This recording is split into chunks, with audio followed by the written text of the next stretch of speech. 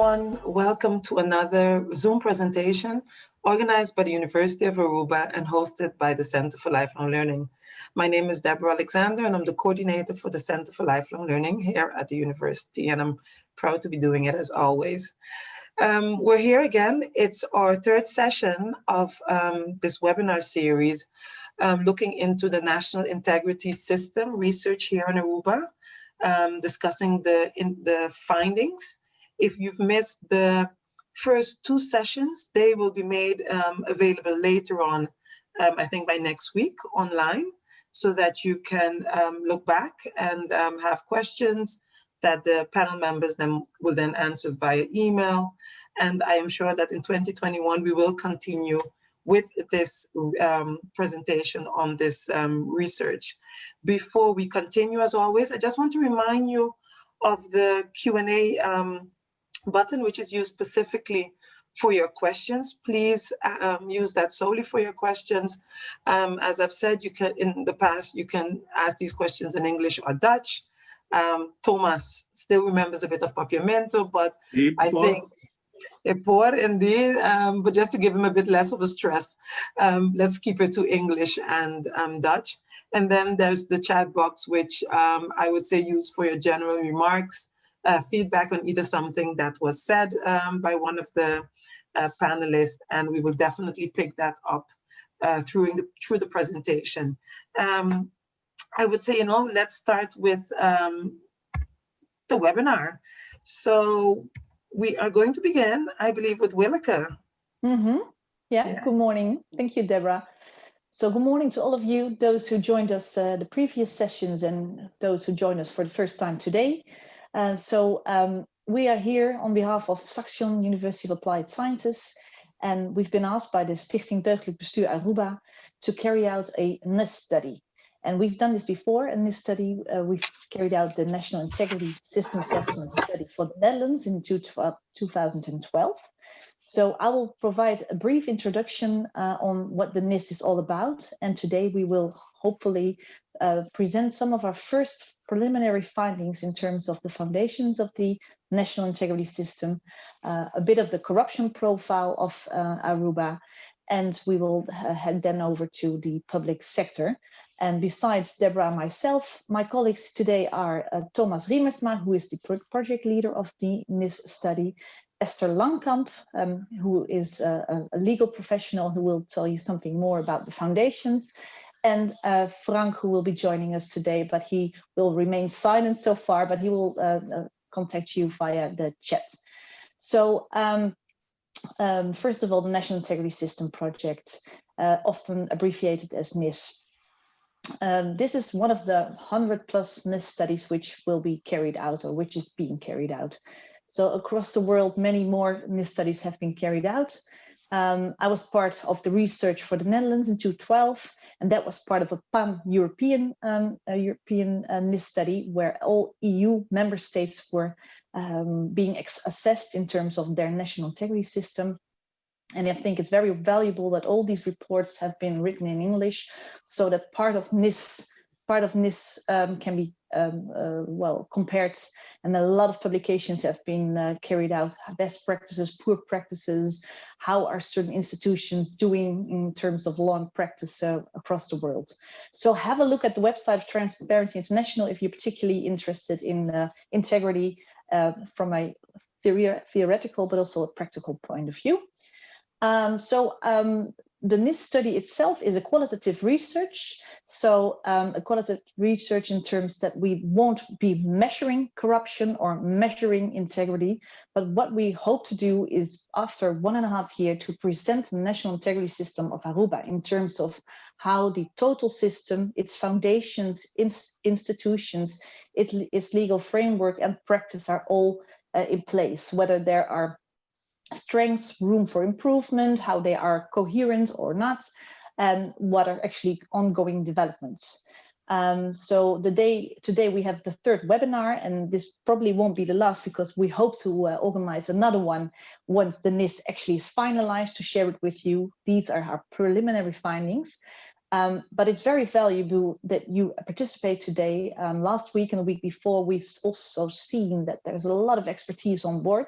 And this is the multi-stakeholder engagement we were looking for in our NIS study. So please join us in the Q&A. Join us by sending an email. The email address will be also on the last slide.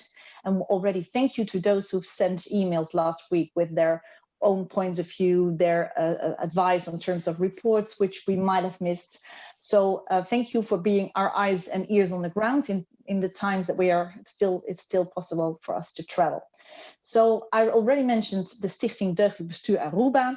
I should also definitely mention the government of Aruba, who actually is the first government in this region who said we would like to have this NIS study. So I think that's already a very good sign that Aruba is looking forward, is looking into the future.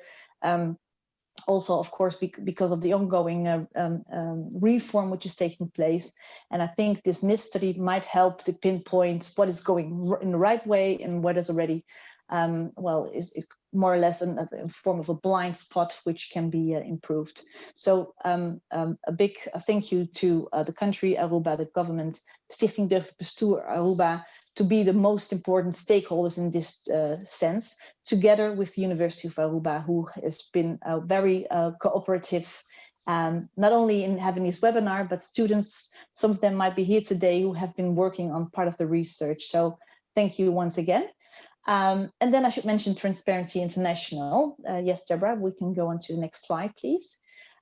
So Transparency International is the anti-corruption watchdog, and it is growing in terms of size, but also in terms of impacts. Its headquarters is based in Berlin, Germany, and it has about 120 chapters across the world. So there are national chapters where this anti-corruption watchdog is active. And over the years, it has developed several methodologies. It is mostly known because of its Corruption Perception Index, often abbreviated as CPI. You can see it in the middle. And this is actually an index based on perceptions, it's already in the name, where countries are ranked in terms of what public sector is perceived to be the most corrupt.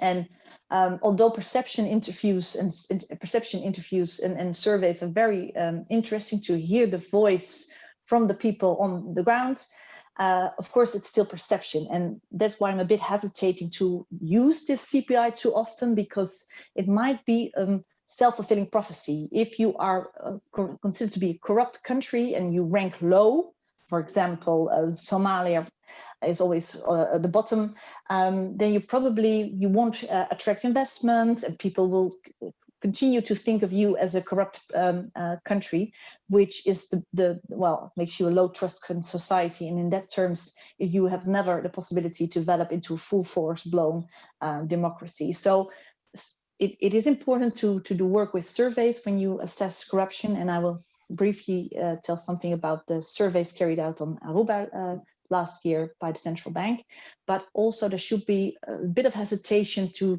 present it as measuring corruption, because corruption can't be measured. But nevertheless, Corruption Perception Index is one way of ranking countries from least to most corrupt. On the top level, you see the Bright Payers Index. That's a smaller list.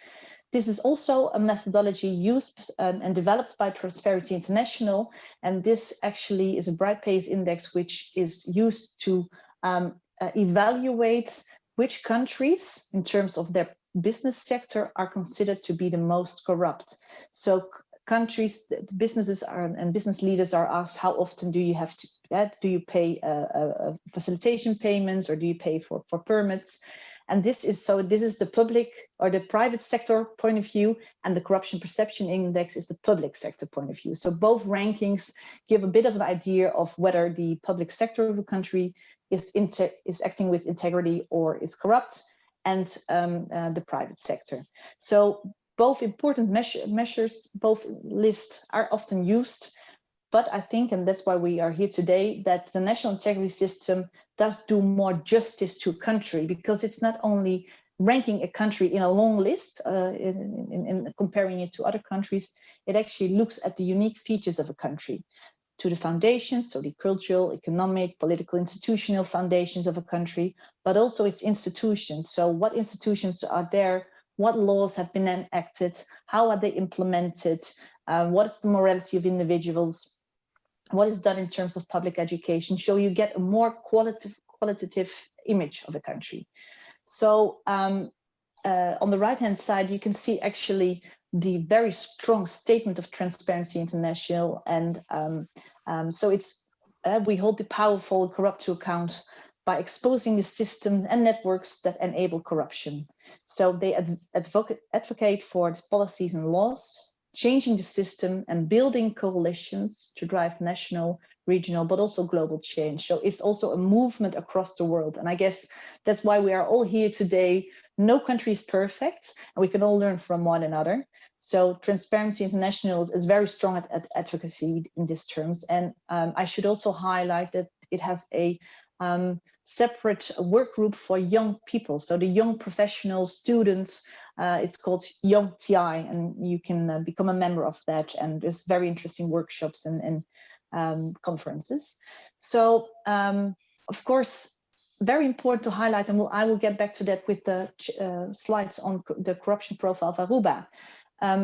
Fighting corruption or promoting integrity is not an end in itself, and that's also clearly in the statement of Transparency International. It's considered to be fighting the root cause to make sure that there is social and economic justice, that human rights, peace, and security are protected. So I think we should always ask ourselves the question, why is this so important? Because we all want to have a country which observes human rights, which ensures welfare, and which ensures social and economic justice. And corruption is not a crime, isolated crime. It's the root cause of many wrongdoings in any country across the world. And every country should be resilient and try to head and move in the direction of more integrity. And the fact that you are here today, I think, is a very hopeful sign that we are actually part of this coalition, that we are all these multi-stakeholders which are here. So the next slide, please, Deborah. So once again, most of you might have seen it before. This is actually what the national integrity system looks like. It's the Greek metaphor which is used, and I think it gives us a strong image of how we should look at integrity. We should not focus on individual pillars. We should always relate them to the other pillars, to other institutions in a given society. And we should never assess an individual pillar without knowing on what fundament it was actually built, on what fundament was it enacted. So we should use the NIS methodology to assess the foundations, and Esther, my colleague Esther, will talk a little bit about that today. So what is the political institutional background of the country? What is the current social political situation, but also the social economic foundation? What makes a country unique? And no country can be compared in that sense. And this should allow us to understand why certain pillars, and especially the system as a whole, are strong or where there are weaknesses or rooms for improvement. So in terms of this Greek metaphor used, I think it's very strong because it gives us, instead of only looking at the public sector, which the CPI index does, or only focusing on a business pillar, which the Bright Payers Index does, it looks at the entire country and actually tries to qualify what the integrity system is worth. So if a country has a strong integrity system, if the foundations are strong enough, if the institutions are strong enough, and more importantly, besides the legal framework is actually being implemented, the culture is full of integrity, we can see that the outcome will be rule of law, the outcome will be sustainable development, and it helps to ensure quality of life. And those three circles on the rooftop of the integrity system, that's why the core reason why we're having this webinar today and why Aruba is so much focusing on the road to good governance.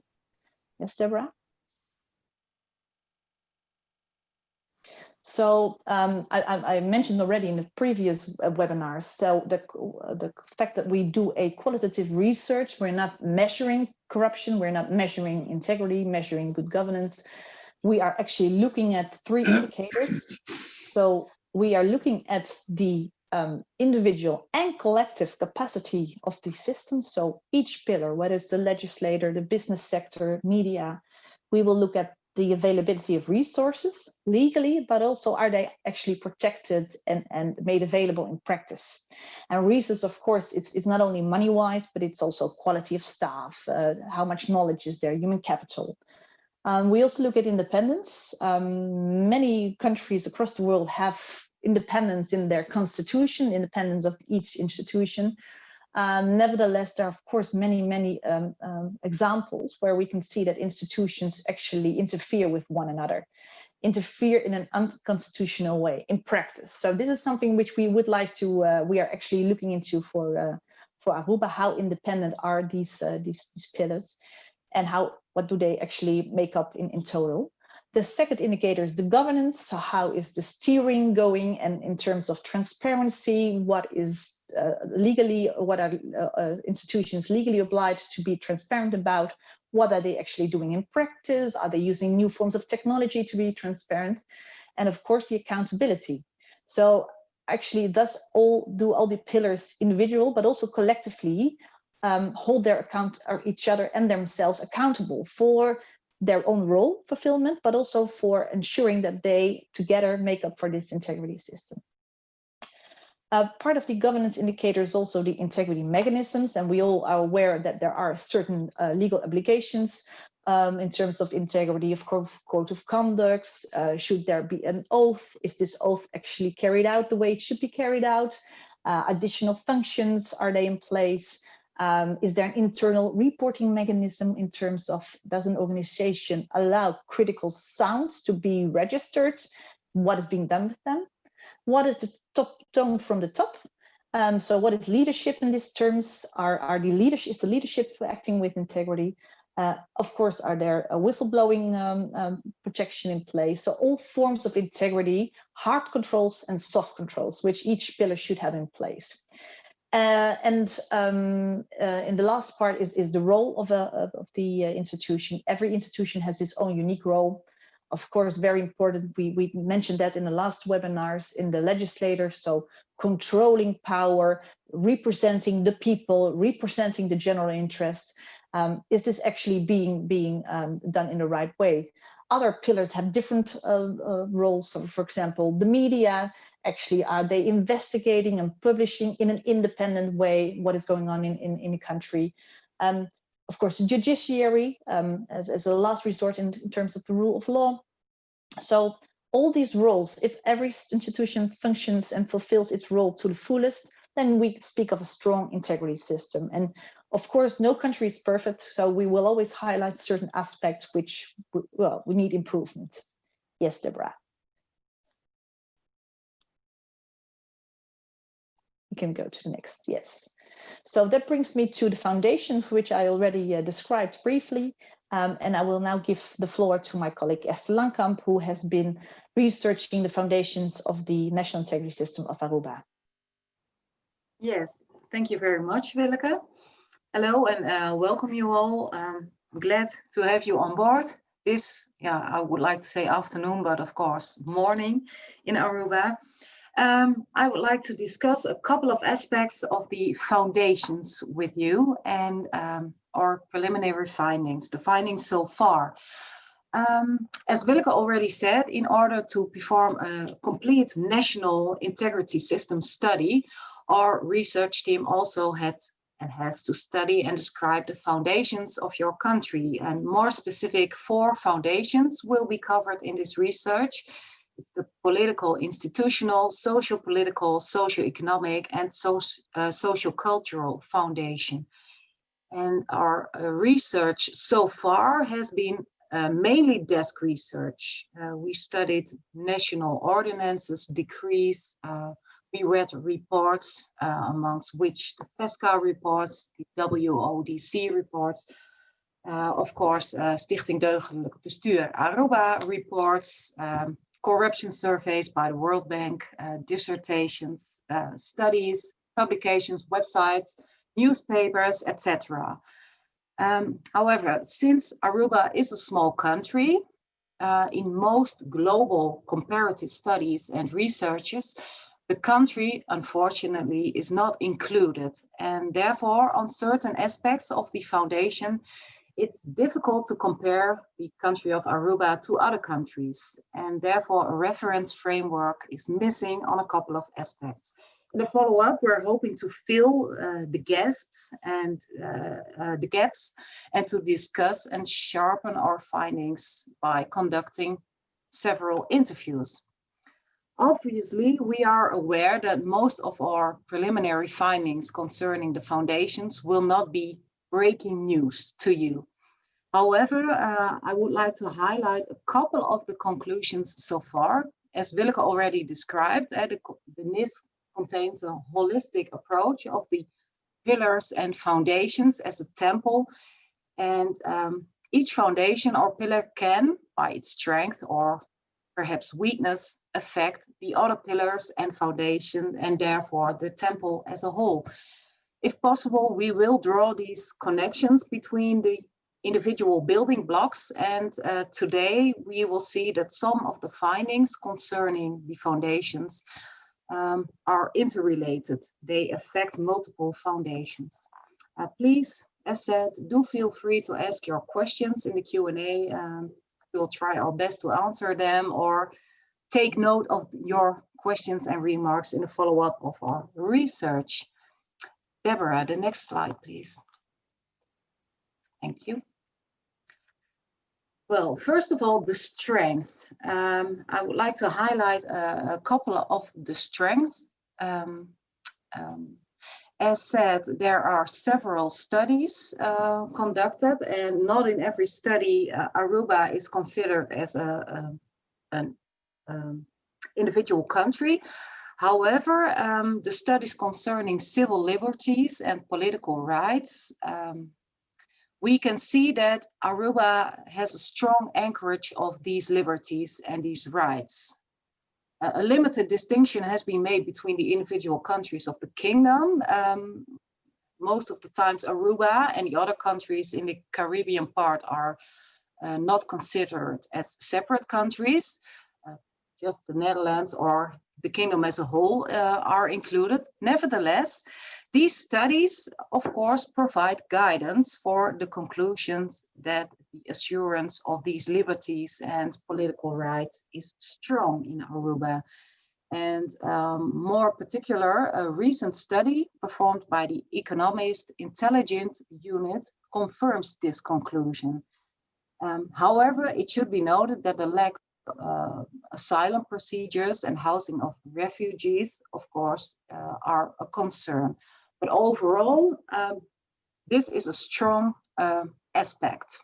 A second strong aspect is the legal framework regarding elections. And the legal framework of Aruba guarantees it provides free competition in elections. And also the elections are well administered. The official information, the data, the results, they are all made public and they are easily accessible and they are clear.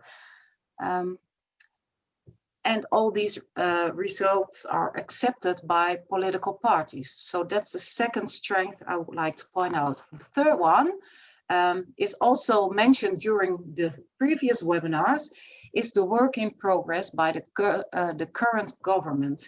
Willeke already stressed out that there is an ongoing reform, and the government named a number of matters of priority, and also a couple of matters of priority concerning the foundations that I can highlight today are already acknowledged by the government so far, and the plans have been made, and a corresponding detailed roadmap is published 2 weeks ago. So that's a hopeful sign. I'd like to stress that out. Deborah, the next slide, please. Thank you. Also, a couple of matters of priority must be highlighted, and one already has been mentioned in the previous webinars. There is a solid legal basis which provide for the parliamentary democracy and checks and balances. In practice, however, there seems to be a structural disbalance between the executive and the legislature. And it's due to several causes, but as a result of that, the extent of the public confidence in and the support of politicians is debatable, to put it mildly. So I would like to point that out first. Second of all, another main characteristic, and it's also mentioned before, is the political patronage. And this is and has been stubbornly remained as a prevalent manner in which politicians attain political support and in return, voters attain favors.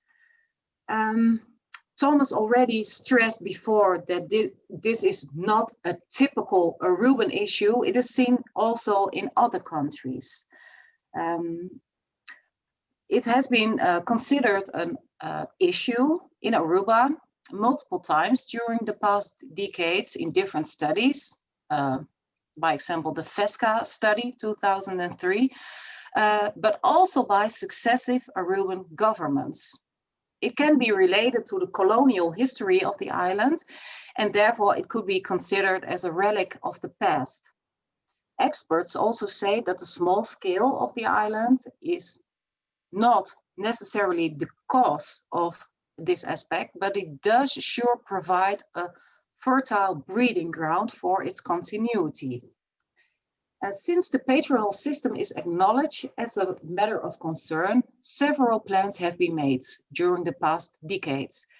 The implementation of these plans, however, has not always taken place, and the outcomes haven't always resulted in a change, at least not a structural change so far. During the first webinar, 77% of the attendees confirmed that political patronage is still present today. And as a result, personal interests and individual interests prevail over general interest and ideologies for which politicians stand.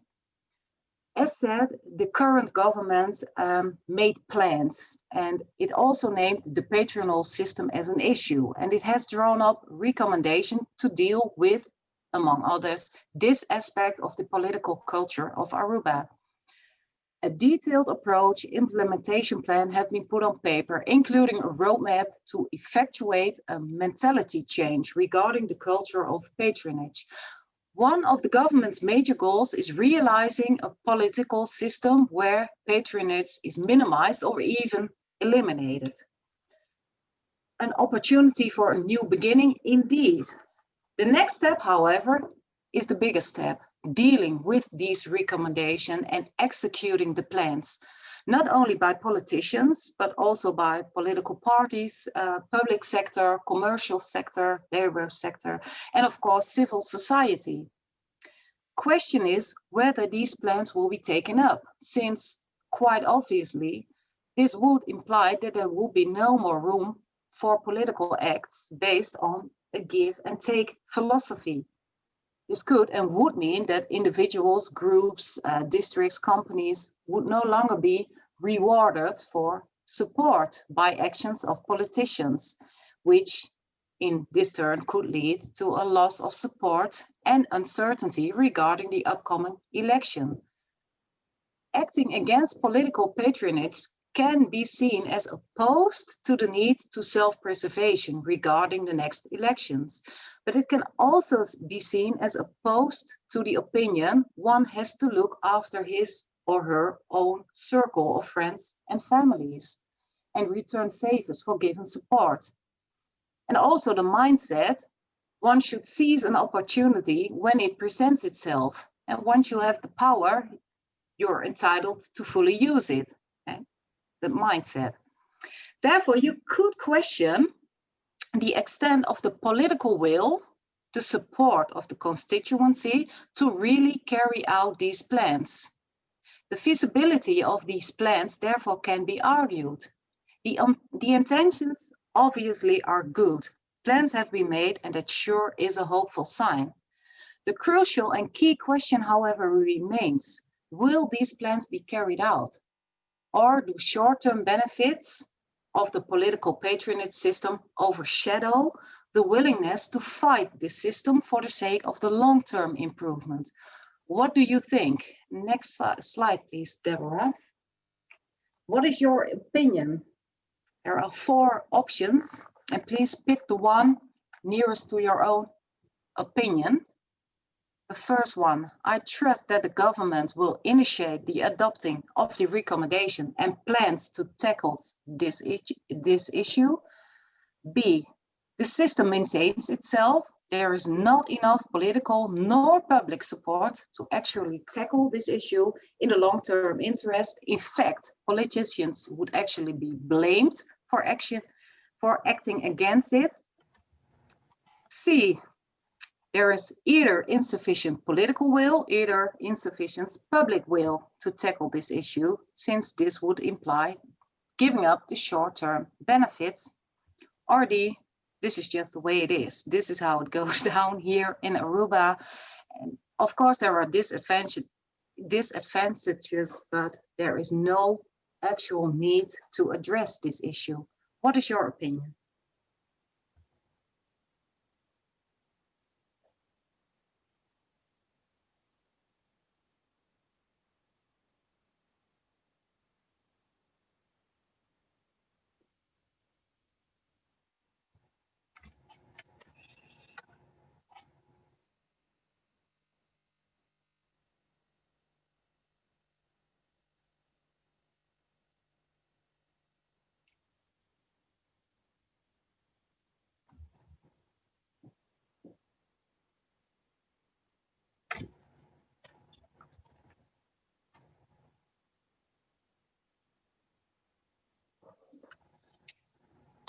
About 15 more seconds.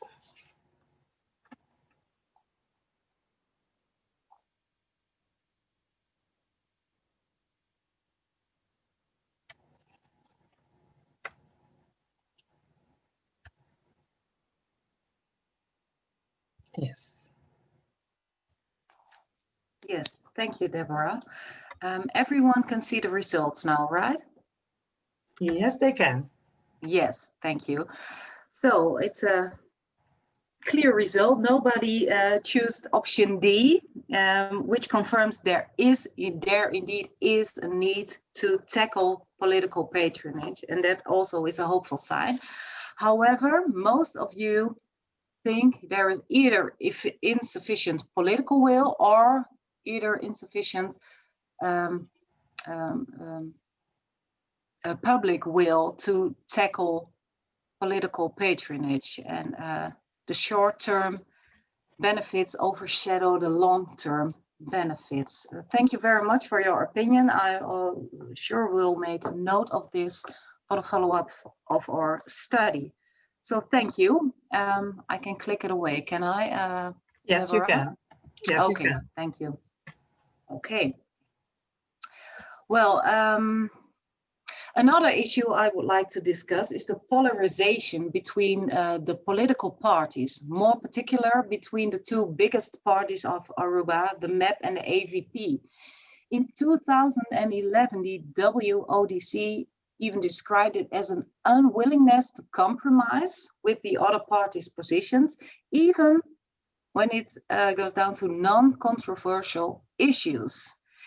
And another study even described polarization as a paralyzing feature, and also one of the causes of the lack of confidence in the Aruban political system. This aspect has been acknowledged as a characteristic of the Aruban political system for decades. However, I have to admit, very recent studies are not found. So therefore, I would really like to ask you for your opinion once more. Did this change over the past 10 years? Did the polarization increase or decrease or remain?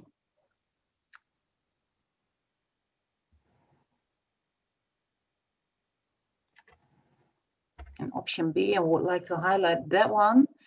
When in your view, polarization has decreased, was it in particular since the current government was installed, the coalition government?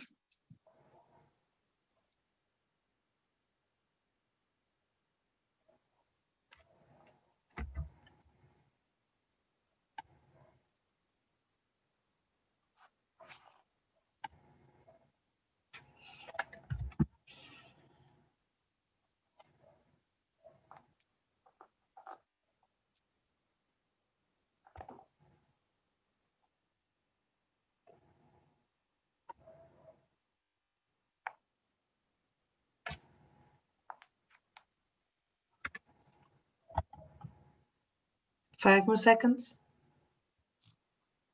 Yes. Thank you, Deborah. So when I look at the results, a majority says the extent of polarization has not changed, and a slightly smaller majority says, well, yes, it has increased. Only a couple of you think it has decreased, and there seems to be no specific link to the current government, the way I interpreted these outcomes of this poll. So thank you very much once again. It is noted. And I would like to stress out one more matter of priority, or actually two more matters of priority. First of all, we can see a certain culture in Aruba, and well, I summarize it as little tendency to confront or to speak out, to remain silent out of loyalty, out of respect. What we also see is no reporting culture. Also, the government named this in the new recovery plans, that a reporting culture is one of the preconditions to strengthen the public sector. And respondents in our research also confirmed there is no reporting culture, geen rapportagecultuur. So apart from that, there seems to be a little or no tendency to confront or to speak out of loyalty, out of respect. And this does, of course, not only affect the way members of parliament use their controlling powers toward the executive, but also the way party members do not confront other party members or people with high positions. So it doesn't only affect the political system, but society as a whole. It's not common to speak out. And as a research team, we experienced both the lack of the reporting culture, but also the mentioned tendency to keep silent. And when we requested for interviews, many requests were denied or just remained unanswered. And it seems to be the view, silence is golden. Only up to when the Prime Minister herself recently addressed respondents in a letter and asked for cooperation, the tide turned a bit. But this experience has confirmed this tendency to keep quiet. And it's also mentioned in earlier studies as a characteristic of Aruba, but it's also mentioned already by a couple of our respondents thus far. As said before, and as you can see, the first bullet point, I added circles. As said before, the Aruban legal framework provides for free competition in election, and that is sure is a strength. In practice, however, it is seen that the chances of being elected strongly depend on a candidate's network or family or belonging to a particular political party. And this also applies to other important and influential functions of the Aruban society. And the link between the society and the political system is based on personal relations, and family ties can be seen over the decades. Members of certain families consecutively held and hold high public office for over a century. And therefore, the political elite can be described as exclusive. It still is exclusive, and family ties, professional roles are interrelated. One attendee of the previous webinar indicated that outsiders, especially European Dutch outsiders, are denied access to established circles of family and friends who have traditionally fulfilled important functions. So that's the last poll I would like to present to you. What is your experience and view? Which qualities and features in particular influence individual opportunities. And I would like to ask you to pick a maximum of 3. And I see one option is not visible to you. Perhaps it will be in the poll itself. Option K is other. No, the option K, Esther, fell out of there was no more option, but people who choose K, other, they can indicate that in the chat box as well. So the poll has been lost. Thank you. Yeah. Thank you.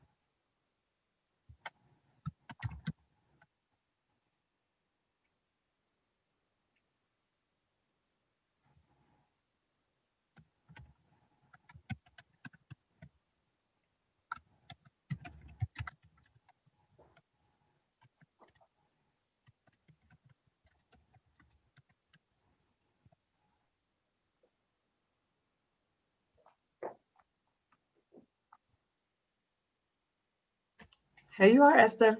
Yes, thank you. Well, thank you all for your opinion. It does confirm the strong effect of family ties, and it sure does matter whether you're part of one of these exclusive families or not.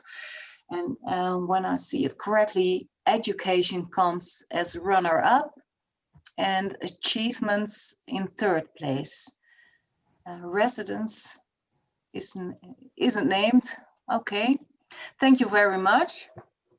I will take this with me for the follow-up, and I would like to thank you for your cooperation. And yes, that was my part. I would like to thank you for your input, opinion, and remarks so far, and this will really help us to get a clearer picture of the foundation. And now I would like to give the floor to my colleague, Willeke. Yeah, thank you, Esther. Indeed, this last polling was particularly interesting for us to see what is the common denominator in these different networks, these ties. So I will briefly discuss one of the chapters of the National Integrity System as it is described by Transparency International. Besides the foundations, which Esther described, there's also a chapter on the corruption profile. And of course, that has a sort of negative connotation because actually we now will focus on the situation in Aruba in terms of corruption. Size matters, but also what is carried out in terms of research. So yes, Deborah. So in terms of existing data on corruption, on the one hand, we of course came across many interesting reports on corruption cases, media reports on corruption, of course verdicts with Mr. Cruz, one of the most recent cases, who actually got a sentence and who was convicted of corruption, and which also showed the circle of influence around this political figure. So that gives you, on the one hand, an idea that there's already a lot of information available, but as Nelly Schotborg already mentioned in her dissertation, there's also a lot of blind spots. So in terms of academic research, and this is one of the few really solid books where the actual situation in terms of corruption size, nature, what kind of phenomenon do we see is being researched. So this was also a very useful source of information for us. I already mentioned that the Central Bank of Aruba has carried out particularly survey research last year. And Esther briefly mentioned some of the figures, but over 76% of those who've been asked their perceptions on corruption in Aruba said that corruption was systemic. So this was the 2019 research. and even 52% saw an increase in terms of corruption. So, and of course, there were some branches that vulnerable sectors mentioned, also some of them related to the recent cases. So permits is still all sorts of permits, whether it's labor permits, building permits, exemption permits, all sort of permitting in terms of public services is a very vulnerable sector in Aruba. The politicians themselves were also regarded to be, well, prone for corrupt. Building and infrastructure were sectors which were mentioned in this report, but which have been mentioned in several reports as being most vulnerable sectors in the Aruban society. And I should not, of course, leave out also the remark in terms of the Stichting Deugdelijk Bestuur Aruba. Mr. has also done a lot of research. So in our desk research, we've came across many interesting figures on corruption. But on the one hand, there's not an academic tradition to actually carry out consistently research on corruption. So hopefully, and this is also a little bit what the NIS is about, the NIS, as we hope to report it in spring 2021, is actually the kickoff. We will have a lot of recommendations, and one of them will definitely be to also try to study what is actually going on. So actually monitoring from an academic point of view, what is going on in terms of good governance, what is going on in terms of integrity, and in terms of corruption research. So if we think about the corruption in Aruba, of course, there's always a typology which you can make. There's visible corruption. You can see that the day-to-day small bits and pieces which are being paid, which is often referred to as facilitation payments or transaction payments. There's the hidden deep corruption, and Esther already highlighted some of that. So you could say these are the ties, the close connections between politicians, senior bureaucrats, which make use of all the government policies available. And there's even the very hidden policy corruption. And this is often also referred to as state capture. And this is a very important term to remember, that on the one hand, we think of corruption in terms of there's a transaction taking place, so person A influences person B. But of course, corruption means also that if we consider this political patronage, which Esther describes from the foundations of Aruba, this will influence all policies. This will influence lawmaking. So it's not a visual A to B, quid pro quo, favor, return favor, but this is in your day-to-day job. You will definitely influence your role making, your way of supervision, your way of appointing people, and thereby implicitly or explicitly favor those you kind of love or those who are in your proximity. So this is often referred to as state capture or regulatory capture, and which is very complex to investigate because it's not a visible transaction. But this, of course, is something which, in terms of the national integrity system, which makes that the political party institution has its ties, has its influence across the system. And that makes it very difficult to assess where has this influence actually taking place. So if we try to describe corruption as it takes place, as it's visible in Aruba, there are various forms. And often the top level, the visible corruption, is considered to be the least worrying form, because you can actually pinpoint, you can see it, you can see who are involved. But the more hidden policy corruption is more problematic, in particular because often those involved do not see this as corrupt, because they have been part of this tradition, they have been part of their tribes, their political patronage, so they are actually consider it to be almost a form of meritocracy. So I've worked hard, I'm now in a position, so I should do something back for those who helped me become in position. And that is very difficult because that touches upon the basic foundation of the Aruban society. And this is, and we can say from a cultural perspective, this has been the culture and this is the way it is. okay, I'm always open and willing as a researcher to incorporate also cultural relativism. Nevertheless, if we talk about corruption, we should also look at the cost, the societal cost, so the damage caused by this form of informal circuits within the national integrity system. Yes.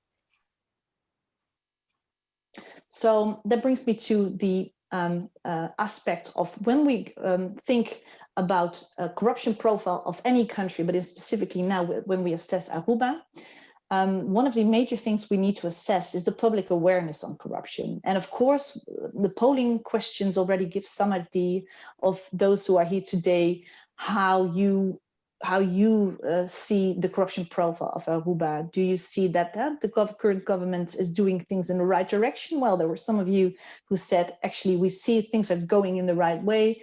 Some of you say, I have not seen any changes since the last government was installed. Nevertheless, it's very important with everything you do, if you try to increase and strengthen legal framework, if you try to strengthen institution, there should be a general shared belief that this is the right way to move forward. And even though many reports have been written on corruption in Aruba, there is still a major concern in terms of, does the society as a whole realize the costs of corruption? Corruption worldwide is often seen as a victimless crime. It's about those in power who actually make money by misusing tax money. They are enriching themselves. So that's the traditional way of looking at corruption. Well, as we've seen before, and as we've heard from the interviews we've had so far, it's much more complex. There are so many forms of corruption, and it's particularly the hidden channel, as I described before, which is difficult to say it has led to these circumstances. Nevertheless, these 6 images give some idea of the consequences, the costs of corruption. And these costs, of course, are in a material way. So the tax money, which is going in the wrong pockets. So the economy as a whole, there's a lot of money, tax money being collected, but actually who gains from it? Is it being used for the right way, for the general interest? So you can think of on the left-hand side, left below, what is the quality of infrastructure like? Actually, is the tax money being invested in good quality roads? Or are people who are very close to politicians and top civil servants being hired, bid rigging, tender rigging, which makes the quality of roads and infrastructure of a less quality because it was not done in the proper public procurement way, so they were of inferior quality. And we see a lot of signs of corruption in that sense. And it's important that each citizen within its own profession, but also just being a citizen in itself, realizes that those day-to-day things you are confronted with, this poor road or the poor quality of education, whether it's the building of the school or it's the quality of the things you use, the furniture, that tax money should go to these public services, to these very important things which every citizen of Aruba should profit from. So this gives some idea of the awareness within Aruba, also in terms of pollution. Do you see pollution? Where does it come from? What is the root cause of this pollution? In terms of law enforcement, is everything being done to investigate and to provide penalties to those who pollute? Or do we turn a blind eye because we know this person? And so this kind of mechanisms, if you isolate them, if you look at them from an individual point of view, you will never see the bigger problem with corruption. And if we want to continue to strengthen the integrity system, we should also make sure that we feel we are all a victim of this system. Also those involved in the corruption, because all of us, we do not gain from the good quality of governance which should be there, and we do not gain from all the maximum quality of services which we could be delivered if the money was going into the right causes. So I mentioned the economy, I mentioned well, the ecology, so the nature landscape. I mentioned infrastructure, schooling, of course, healthcare, all sorts of services, which if Aruba is improving its integrity system and if each individual is actually saying, I'm part of the solution, then it could be able to strengthen the integrity system and go in the right direction. And I can definitely tell you also from the Netherlands perspective, if I deliver trainings on integrity issues, each individual is considered himself or herself to be acting with integrity. So realizing that we are all thinking that we are acting with integrity, but nevertheless, we can create these outcomes. We should go back to ourselves and think, use our critical thinking. What am I doing on a day-to-day basis? How am I helping to make the general outcome be a good one? And this is a very, very basic solution to a, well, very big problem. So we will also highlight the very important of public education and leading by example. I already mentioned tone from the top. So make the corruption issues, the cases, show what the consequences are so that we all feel a victim, but we can also all feel part of the solution. Yes, Deborah. So that brings me to the forms of corruption, Deborah, the next one, yeah. So if we look at the Aruban situation, and you can, well, distinguish, there are many forms, but the major forms of corruption are the petty corruption, ground corruption, political corruption, and network corruption. And I already described some of the forms of corruption. So petty corruption are the small facilitation payments, often by civil servants, to turn a blind eye, not to take any action if you drive too fast, or whether you are polluting something, or you want to have to be the first to have this permits. Then there's grant corruption, which is involving, and we've seen some examples of that, those in the senior position. So directors, managers, those who actually manage a certain team, and whether it's in business or in public sector. And there is political corruption, and particularly focuses on political corruption in Aruba. Unfortunately, there have been many cases which involved politicians which were corrupt.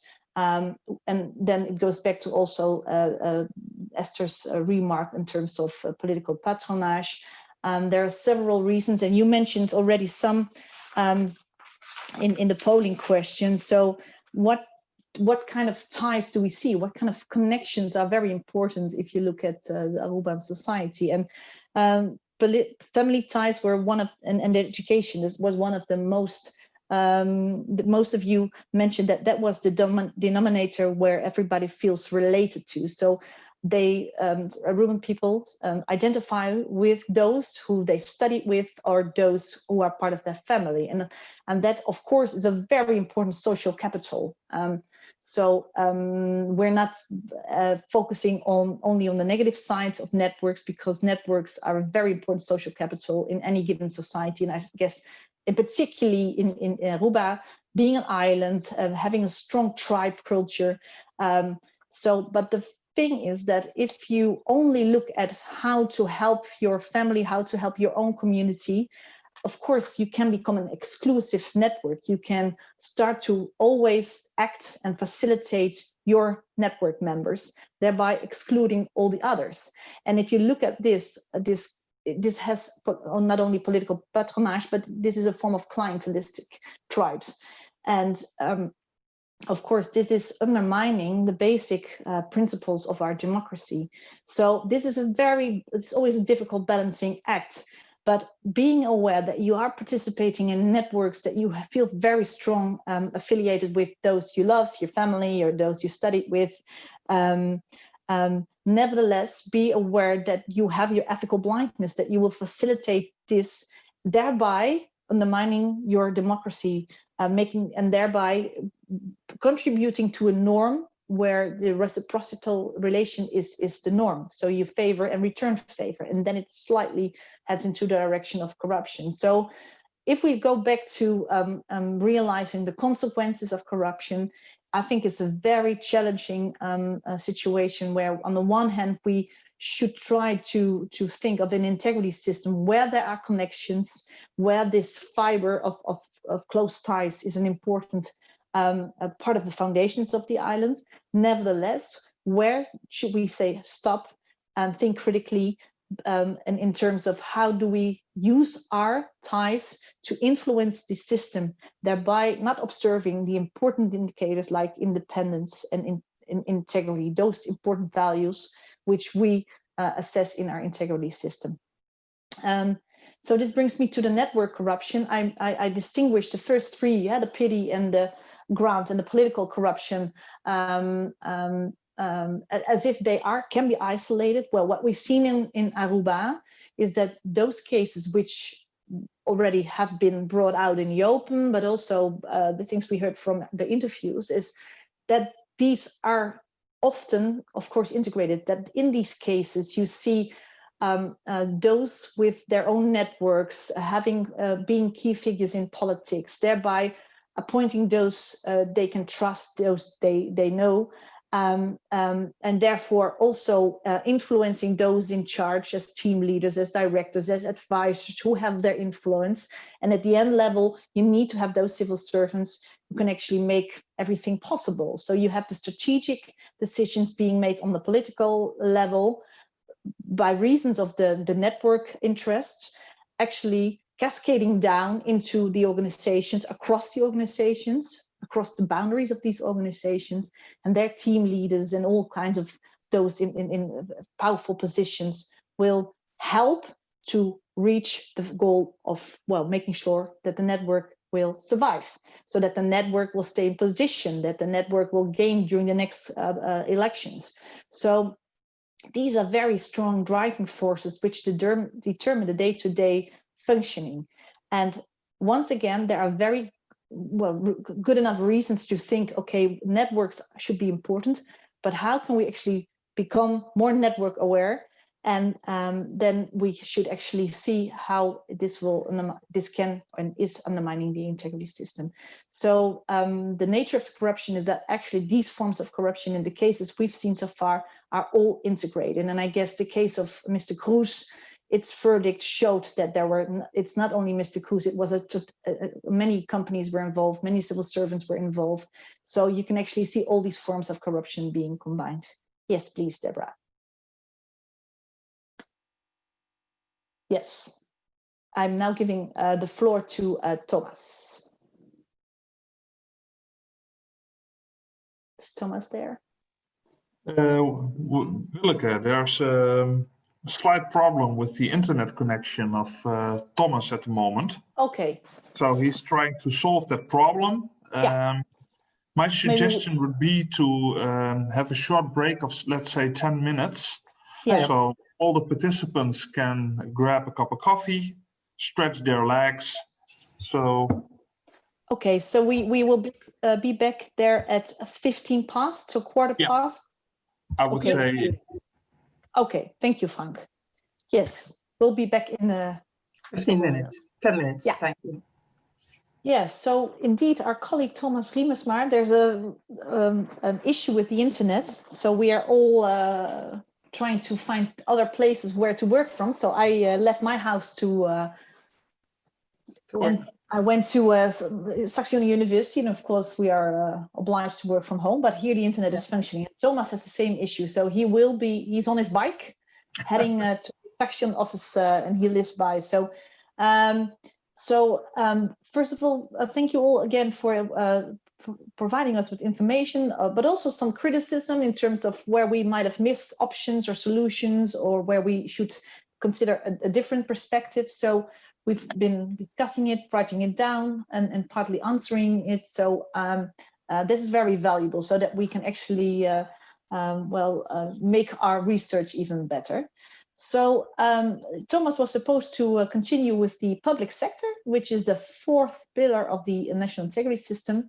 And hereby we have researched the civil servants as a whole. So yes, Deborah. Yeah. Yeah.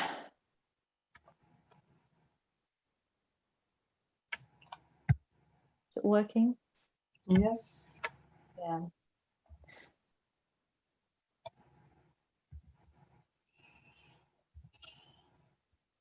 Yeah. Okay.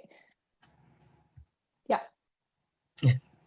So I'm taking over in the meantime while Thomas is trying to log in again. So in the previous webinars, we already mentioned the trias politica, so legislator, executive, and the judiciary.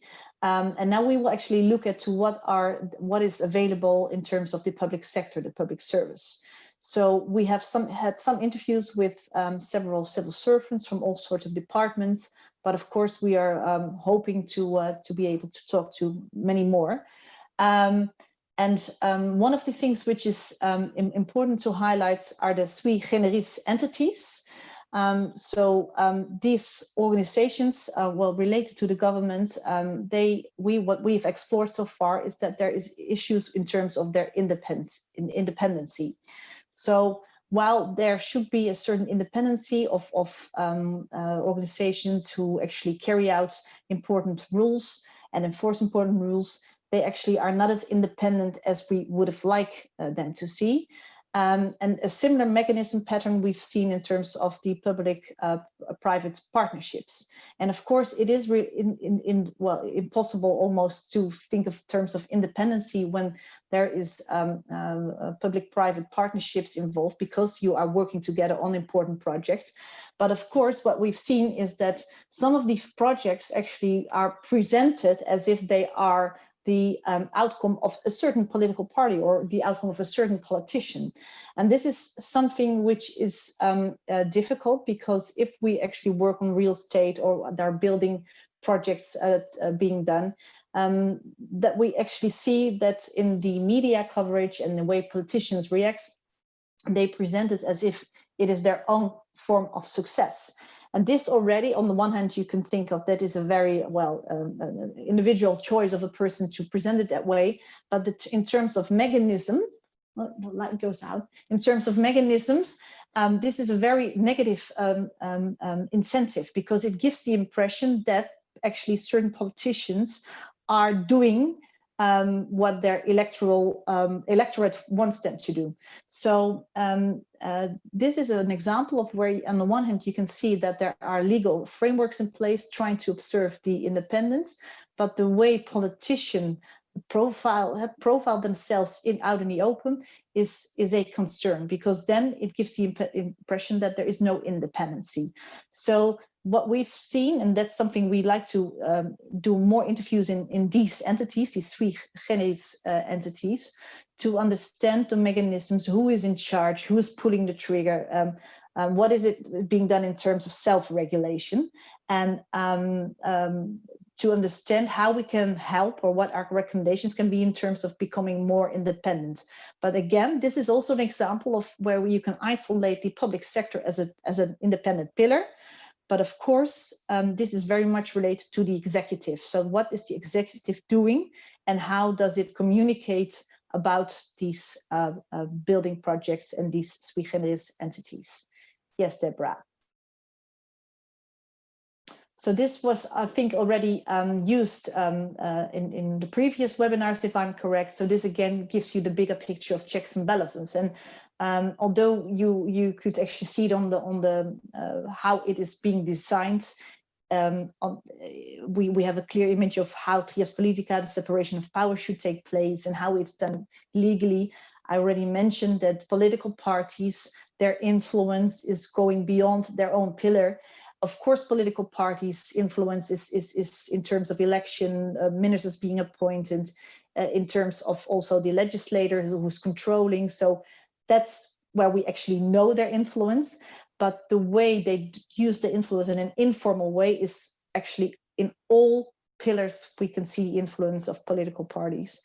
So that makes the checks and balances that you can actually make an overview on what is formally, what are the checks and balances, but how they are undermined if the ties of political parties are too strong. And I should maybe mention during one of the interviews that when we find the room for improvement or the weaknesses, so to speak, in these checks and balances, that there is still a deep belief within many of those key figures within this system that because they were born and raised in certain families, or because they've studied this specific study, that they're actually entitled to function this way. So they are entitled to favor their network, to favor their friends and those who are having the same political ideologies as they have. And this is a very important in terms of public figures, public awareness on corruption, that as long as this is the dominant way of thinking, that you are entitled because of where you were born and raised or because of where you studied, this is, of course, the basic thing which is going back in times of kings and where it's not a meritocracy, it's not that you actually worked hard, but actually you're entitled because of your basic identity in those networks. So very important to compare these checks and balances on the one hand with the checks and balances in reality. Yes, Deborah. So one of the questions we would like to ask you is this public sector poll. So the structure and organization of public sector is transparently organized, so transparency is observed. And let me see, I have to read it out loud. Again, someone and checks, I have to, maybe the polling question, let me see, and because on my screen is, yeah, thank you. And checks are in place to control effective execution. So we were wondering whether you think that this transparency is actually organized in the right ways, and that there are checks and balances in place to control effective execution. So now we talk about the civil service, so the public sector. Do you consider it to be transparent? Are there checks in place? No, it might be legally transparent, but checks are not working. So we think about the difference between law and practice. No, it is not transparently organized, nor are there checks on the functioning of it. Or maybe you do not have an opinion. So we are anxious to hear your point of view.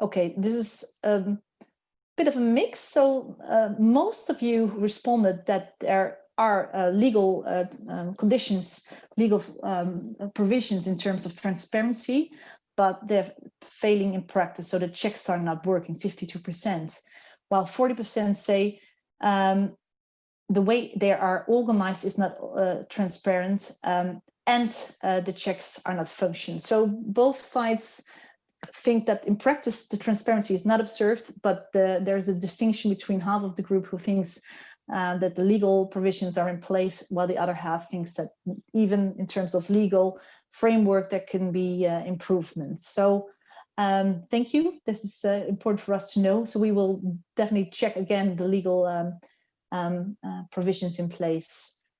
Yes. So this is already a part of the reform which is taking place, and I think this was one of the reports which has been, well, the problem mapping which has been carried out before. I think Thomas already showed this in at least the first webinar, so I won't go into details because I think most of you have already seen it in the first webinar. Yes, Deborah? So the other indicator, we looked at the legal indicator. In terms of capacity, of course, the resources. Let me see. Yeah.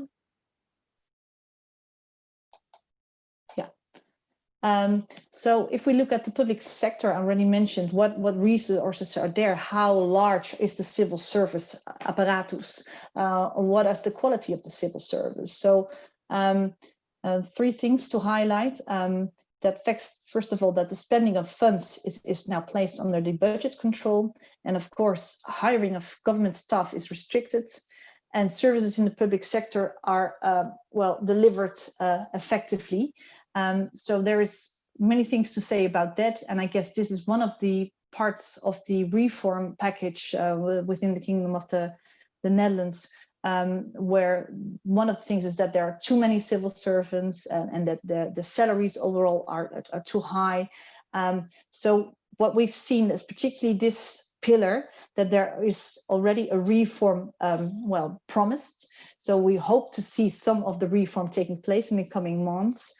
But of course, this is work in progress. And what we've seen from other NIS studies is as soon as, well, reforms are being carried out, of course, there is always a tendency, because the foundation is not changing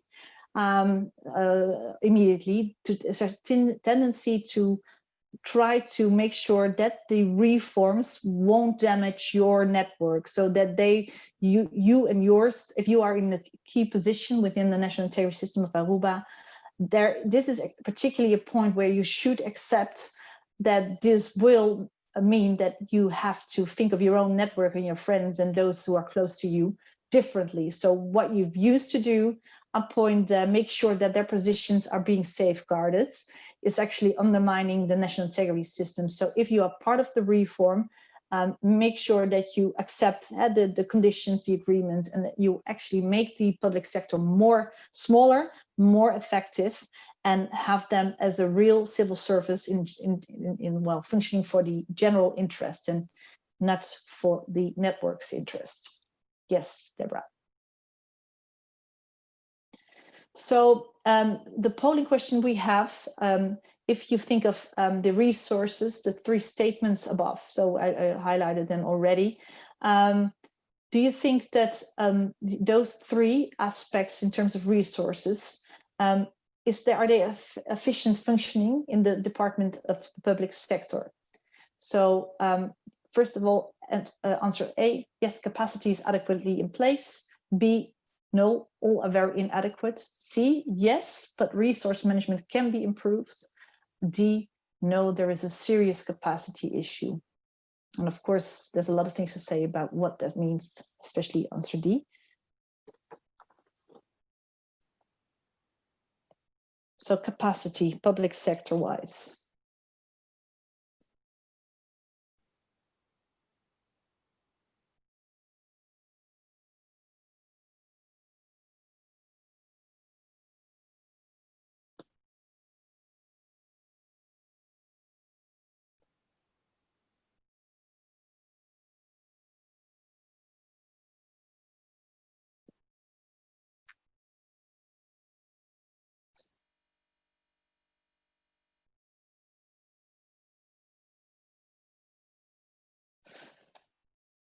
Well, of course, this needs some explanation.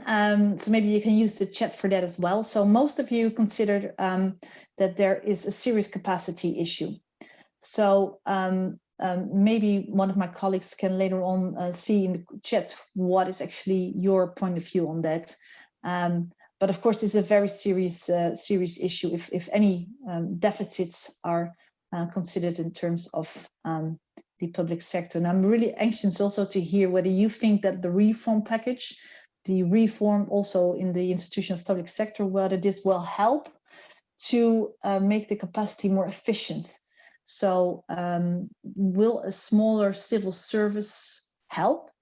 Or does this actually mean, do you also think that what I mentioned in terms of key figures and their networks, will this be ensured that there won't be this political patronage anymore in civil service? So let me know your ideas on that. Of course, none of you, and that's not a surprise to us, did answer A. Yes.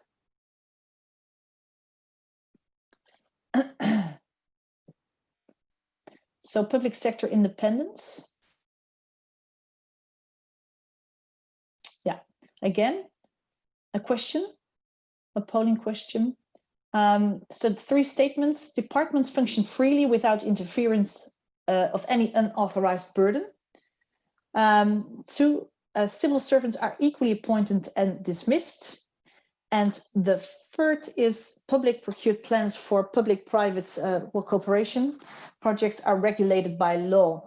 And the polling question is, the public sector, do they function sufficiently independent? And of course, I've been giving away some of our findings, but let me know your thoughts on that in these three statements. So answer A, yes, without any pressure and discrimination. B, no, there is political patronage. C, no, in parts the culture is hostile. And I think in the chat, some of you already referred to that in terms of that it's also fear and intimidation, or D, other. So let me know your thoughts on that in this polling question. What about the independence of the public service? Deborah, is the polling taking place? Because I don't have it on my screen. Yes, it is. And we have 10 more seconds. Great. Sorry, it's not here on my screen. Okay. So.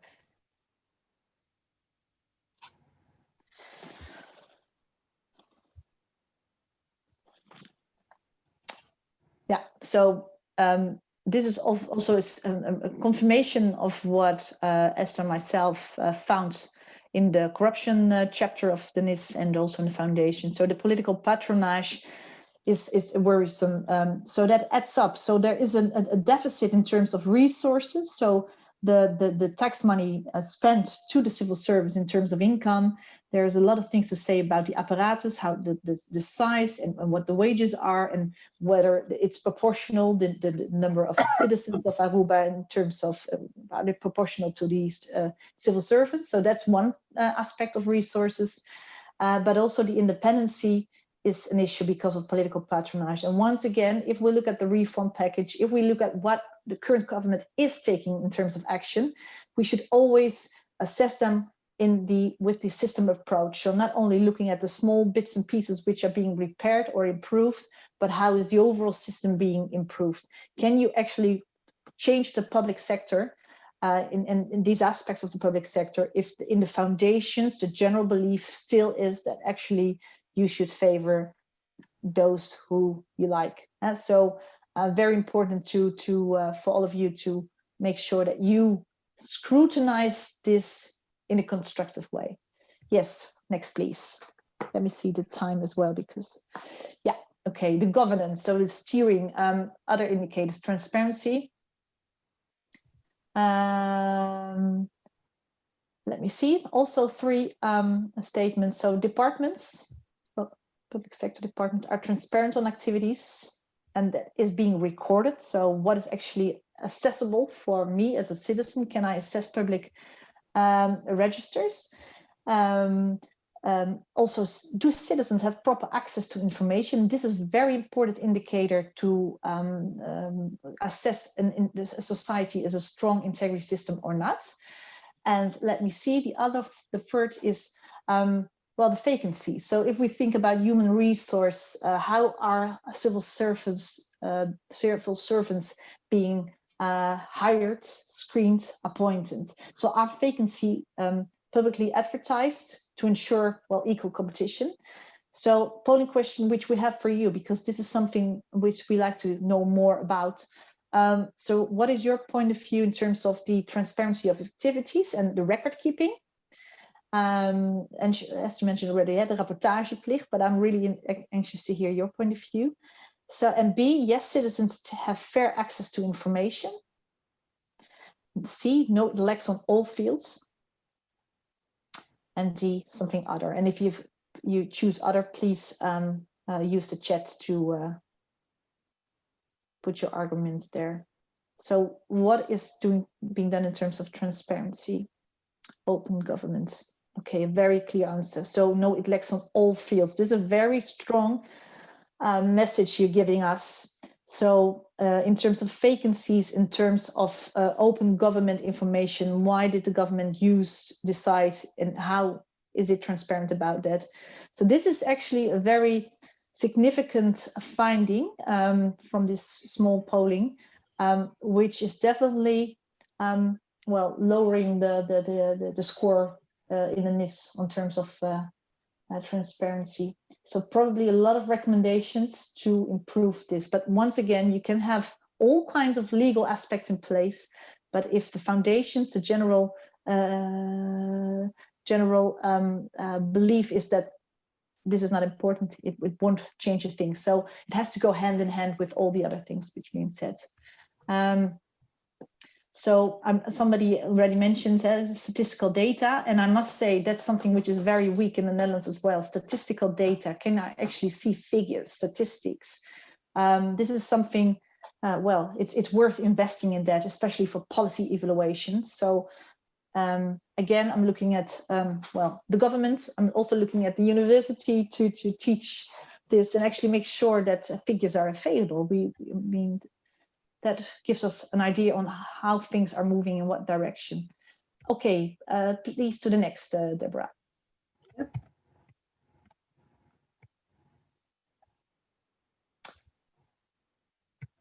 Yeah, accountability. So very important, of course, in terms of integrity, good governance. Do I, as a pillar, do I, as a civil servant working within public sector, am I accountable for what I do, but am I also being held accountable? And that's, of course, where the transparency also comes into play. So 3 statements. First of all, do you think that departments overall have accountability procedures in place? So can you hold them into account? Any terms of integrity issues? It can be small, can be bigger issues, but are there integrity, if something pops up in terms of intimidation or a misuse of power, can integrity incidents, are they being reported? Is there a certain register within the departments where you as a civil servant can go to, can turn to anonymously or in person? Is there a confidentiality person in place? So that's the second statement. And the first statement is public sector employees can be charged for abuse. So in terms of abuse of power or other integrity issues. So these controlling mechanisms, very important to make sure that's a reliable, accountable public sector. Are they, according to you, in place and do they work? So A, checks, safeguards are in place. No, the procedures are bypassed, so overruled. Or C, no, the incidents are covered up. Or D, other.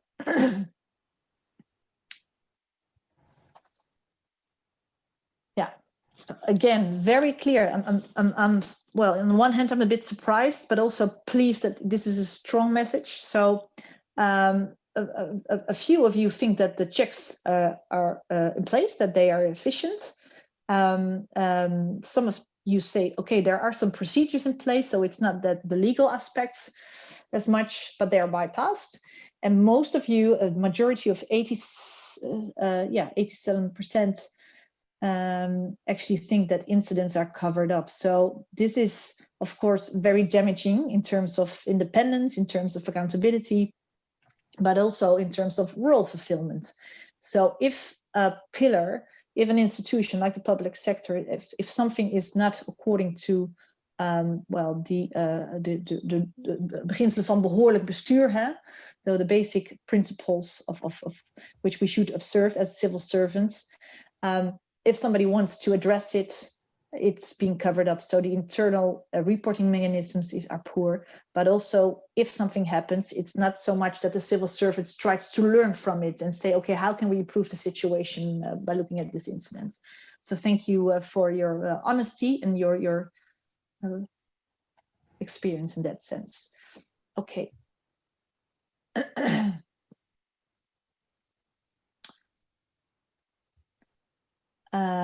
Okay, so in terms of integrity mechanisms, there are, of course, legal obligations to have integrity mechanisms in place, code of conduct and regulations.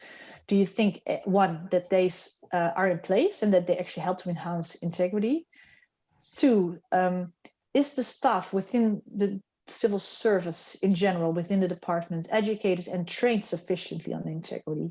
And of course, we can have a debate on what is sufficient and what should be the way to teach them. But is there enough attention being paid to this important topic?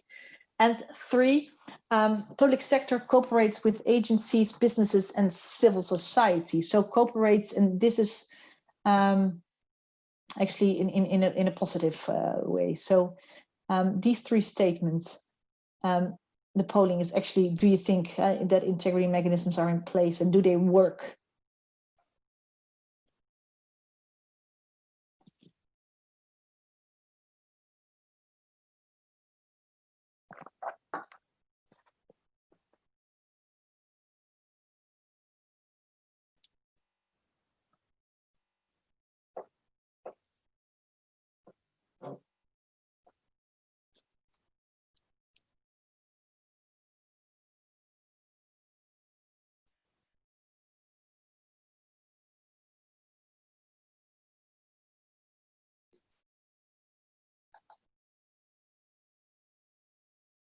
So the majority considers it at least that the integrity mechanisms are either not in place or they are in place and they do not work. And I realize that this is a very broad question. There can be a lot of subtleties in answering it. But this is something which we found so far that there are even legal blind spots of things which should be still enacted.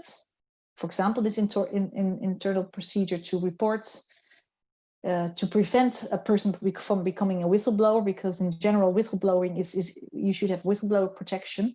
But of course, it's much better if internally things are being addressed and observed, and an organization, public sector learns from this instead of not being heard internally and then you have to blow the whistle externally. So this is something we've seen, and of course also the oath, also the code of conduct. Is there one, and is it being used? Is this an instrument which is alive, or is it just a matter of I've seen it once and that's about it? So enough room for improvement. So I've seen some of the chats also, some suggestions in the chat. So thank you for that as well. Yes, we continue. I heard a ring. I'm not sure who was ringing, but I just go on. Yes, hi. Hi, Thomas, it's you, sorry. Yeah, well, I didn't ring, but I'm sorry, everybody. I had connection matters. So thank you, Willeke, very much for stepping in. Yeah. Well, Thomas, what I've heard so far, there was really great input from the audience. So in terms of the resources and the independence and the transparency, accountability, and integrity of the public sector, of course, our statements were kind of bold and broad, but the ideas I've seen on the chat, and they will help us to explore a bit more in depth how this is being regulated, also in comparison to the current reform, what is taking place. So, Thomas, one thing, maybe the sui generis, maybe I briefly touched on that because you've done that's what I wanted to do. I wanted to start with an introduction on what the public sector in Aruba entails, because public is connected with all the public organization. The GOA, the government, represents the land, the country of Aruba, the state, the staat. And then it's executed through the Minister Council to the individual minister, and then it goes to the departments. But not all the departments are the same in size and in construction. But you also have departments that are more independent, and that's something that causes a bit of confusion. You have sui generis entities that are more independent, so they have another structure than I can call them the normal departments like DIP or DIMAS. AZV is an uitvoeringsorgaan, but is also independent. Central Bank is also a sui generis. University of Aruba is also a sui generis. And there are more of these, and they have a separate entity within the structure of the public sector. So that's already one difference. And what you also have is the state-owned entities and the SOEs.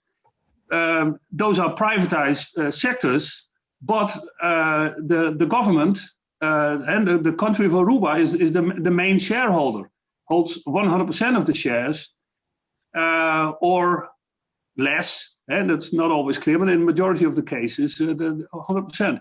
So the free zone Aruba, the airport, all the utilities entities, and those are all privatized sector. But the issue is that they do represent the general interest and the public cause.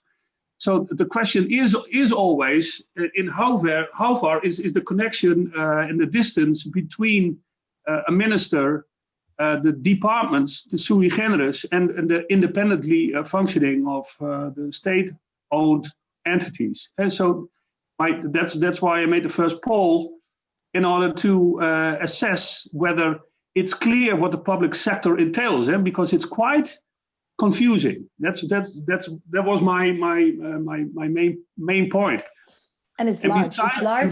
It's very large, and small scale islands always have a large public sector. But Aruba is a unitary state. In Dutch we say eenheidsstaat.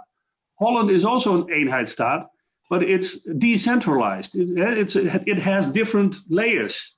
In Aruba, it's special because there is a direct link between the central power, which is the executive, representing the country, and then you have the minister that executes all power directly into society without there being layers. Now, it can be that within the departments you have the different layers, but whether that is functioning is, as a matter of fact, doubtful. There have been so much research about interference, and because the minister is also often has his cabinet. The cabinet is filled with intermediaries like coordinators or advisors or consultants, and now it's limited to a size of 25 functionality units. But in the past, it used to be an enormous body. And what is not clear is what is the construction, the legal construction between the minister and all these coordinators, councils, consultants, and what authority do they have in the daily operations of the departments. And then the sui generis companies or entities, I should say, are more independent, but also there you see intervention. Recently, the director of AZV was fired. Serlimar is also a sui generis. I did an interview the coordinator who left government, but the interference was broadly measured out in the press. So it's a big body, and compared with other islands, then it's clear that Aruba has an enormous overhead and an oversized public staffing body. And I keep on talking, but in the recent developments, COHO will be installed in the Caribbean Hervormings Reform Authority, and 10% of the personal staff in the public sector has to be 10% of GDP paid in staffing has to be limited in the coming year. So that's one of the measurements. Now from there, I wanted to go through all these checks and first of all the resources, and which one are we now? Oh, you're already done with the... I'm done. Right. No, but there were a lot of questions, and like I mentioned, some of them are very broad, but there was very valuable comments. Like one of the attendees mentions the fact that there is no statistical data, for example, on crime. So it's difficult to see how instruments to increase and strengthen the NIS actually whether they work, because you have no figures to base up your evaluation on. Somebody else mentions also in terms of transparency, independency, the vacancies. That was one of your questions as well.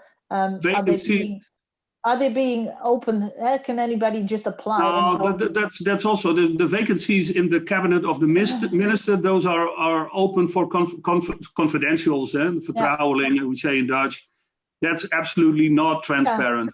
Indeed, well, this is confirmed by one of the attendees who mentions also vacancies within the public sector have not been shared for a couple of years now. When you call the Department of Human Resources, they will tell you the only way to see the vacancies is through an appointment, and you have to go there physically. So what we've seen as well, that especially for also future civil servers, how do you prepare them to applications when the system is still working like this? So it's of course linked with the patronage, and it was often mentioned, is that for certain positions you need to know someone. That's true. Applications are in place, but the well-known palanca is an issue. For the coming years there will be a hold on positions. Yeah, so how can you get that clear? Yeah, by following a procedure. If you look, well, you know all about these corruptions. Procedures should be in place, controls should be in place, and also from the report from Nelly Schootborg is it's when there are procedures, for example, for hiring staff, then those procedures should be stuck to, and it should also be documented how the procedure worked out. Yeah, but this is about role fulfillment also of the civil servants. And I think that's very important to close our today webinar. And one person also mentioned, if you mention something, well, they always react and say, your job is to, as a public servant, your job is to protect the minister. So as long as that is the natural reflex, there is a lot of work to be done. And so we should make sure that the public servants are. Yeah, the minister is representing general interest, and the minister is not representing political party issues. That's also. So here the systemic approach comes back. So I guess I'm looking at Deborah as well. We had a very well interactive session. I'm very pleased with the detailed comments and suggestions from our audience. And some of you have showed your contact details, so we will get back to you. We have shared our, as you can see on the screen, our email address. So Deborah, I think we should come to a closure now. So thanking everybody for attending, and I'm thanking my colleagues for presenting, thanking University of Aruba for hosting it. And Deborah, am I politely asking you to, are we able to have another webinar once the NIS is about to be completed in the spring? Yes, definitely. I'm looking forward to it already, I have to say. I'm also very excited about the interaction I mean, it's missing the interaction that we're normally used to when we organize something face-to-face, but I'm really happy to see that people are able to voice their opinions, their concerns, and ask their critical questions through this online platform. So I thank you all for having registered, for having taken the time to be present during this working hour, and I'm sure many are doing it during their work, but thank you very much. Hopefully, when the NIS is presented, Willeke and Frank and Thomas and Esther, maybe you guys will be here and we would not be doing it through this platform. So I hope that we can definitely, because I think that would reach an even hopefully bigger audience. But I also just want to thank everyone on behalf of the University of Aruba Center for Lifelong Learning for having participated, because many of you have been here all 3 weeks, I have to say, and your input has been so valuable. So I thank you really for taking the time to register, but even more importantly, taking the time to be present, to contribute to creating awareness within the community, in wanting to do things better within our community. And that's all part of lifelong learning. As I said at the beginning, we will be making this video available sometime after next week. So please don't send me any emails asking already when it is going to be possible, because we will do our best to do this as soon as possible. And I just want to encourage every one of you to continue attending our webinars online. I know I also do miss seeing you face to face, but keep on also sending us your questions, your requests, and what your needs are, and we'll continue to do our best to provide you in that. So thank you very much. Have a wonderful second half of the day, because it's almost afternoon. And I look forward to seeing you, hopefully, same place, different time, another topic. Take care, and we'll see each other soon. Bye-bye. Bye-bye.